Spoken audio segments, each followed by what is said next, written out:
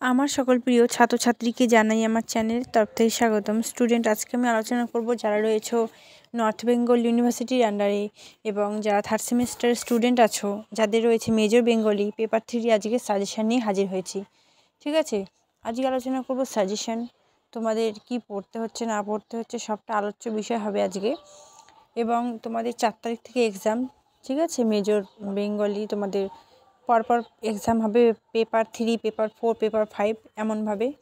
তো পেপার 3 প্রথমে তোমাদের এক্সামটা হবে যেহেতু 4 তারিখে, তো সেক্ষেত্রে আমি কিন্তু লাস্ট মিনিট সাজেশান নিয়ে এসেছি যে শেষ মুহূর্তে কি প্রশ্ন পড়তেই হবে।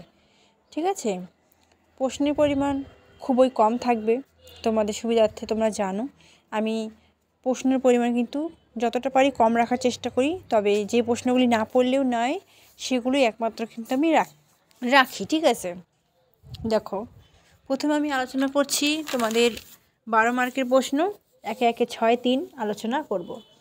যারা আগের ভিডিও দেখেছো খাতায় লিখে নিয়েছিলে তারা খাতাটা বের করো, অতি গুরুত্বপূর্ণ প্রশ্নগুলি আমি আলোচনা করব। এবং যারা লিখোনি তারা খাতা কলম বের করো, লিখে নাও, আমি বলছি ধীরগতিতে।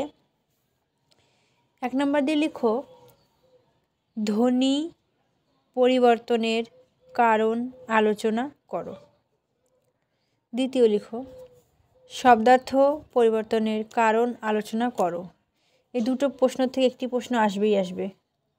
3 নম্বরে লিখো, রূপমূল কি, রূপমূলের শ্রেণীবিভাগ আলোচনা করো। রূপমূল কি, রূপমূলের শ্রেণীবিভাগ আলোচনা করো। 4 নম্বর দিয়ে লিখো, বাংলা ভাষার কয়টি উপভাষা ও কি কি। বাংলা ভাষার কয়টি উপভাষা ও কি কি। যে কোনো 3টি উপভাষা সম্পর্কে আলোচনা করো। যে কোনো 3টি উপভাষা সম্পর্কে আলোচনা করো। 5 নম্বর দিয়ে লিখো, বাংলা ভাষাকে কয়টি স্তরে ভাগ করা যায়, প্রত্যেকটি স্তর সম্পর্কে আলোচনা করো। 6 নম্বর দিয়ে লিখো, ইন্দো ইউরোপীয় থেকে বাংলা ভাষার উদ্ভব আলোচনা করো।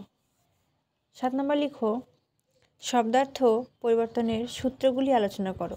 শব্দার্থ পরিবর্তনের সূত্রগুলি আলোচনা করো। 8 নম্বর দিয়ে লিখো, ধ্বনি পরিবর্তনের সূত্রগুলি আলোচনা করো। ধ্বনি পরিবর্তনের সূত্রগুলি আলোচনা করো। তারপর লিখো, পদের প্রকার সম্পর্কে বিস্তারিত আলোচনা করো। পদের প্রকার সম্পর্কে বিস্তারিত আলোচনা করো। এবার আমি 6 মার্কের প্রশ্ন আলোচনা করছি, লিখে নাও। সমীভবন সম্পর্কে লেখো। সমীভবন সম্পর্কে লেখো। 2 অভিশ্রুতি সম্পর্কে যা জানো লেখো। ঝাড়খণ্ডী উপভাষা সম্পর্কে লেখো। কামরূপী উপভাষা সম্পর্কে লেখো। রাঢ়ী উপভাষা সম্পর্কে লেখো।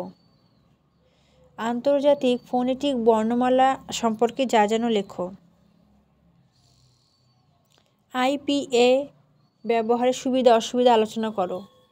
6 আমি খুবই কম প্রশ্ন রেখেছি, ঠিক আছে। 12 থেকে কিছু প্রশ্ন তোমরা কিন্তু 6 পেয়ে যাবে, সেক্ষেত্রে আমি এক্সট্রা করে 6 কিন্তু বেশি প্রশ্ন রাখিনি, যেহেতু তোমরা প্রচুর অথবা প্রশ্ন পাবে। ঠিক আছে, সেক্ষেত্রে প্রশ্নের পরিমাণটা কমই আছে এবং যেগুলো দিয়েছি সেখান থেকে কিন্তু বাদ দিলে চলবে না। দেখো 3 মার্কের প্রশ্ন বলছি, লিখে নাও। স্বরসঙ্গতি কাকে বলে উদাহরণ দাও। স্বরভক্তি কাকে বলে উদাহরণ দাও। ভেরি ইম্পর্টেন্ট দুটোই। স্বরাগম কাকে বলে, এটা একবার দেখে যাবে। স্বরলোপ কাকে বলে, ইম্পর্টেন্ট।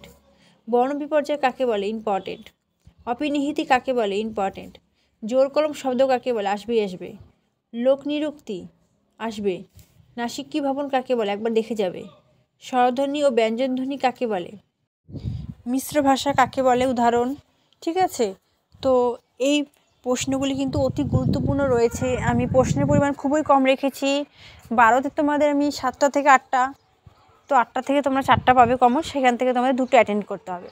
তো প্রশ্ন কিন্তু আমি বেশি রাখিনি।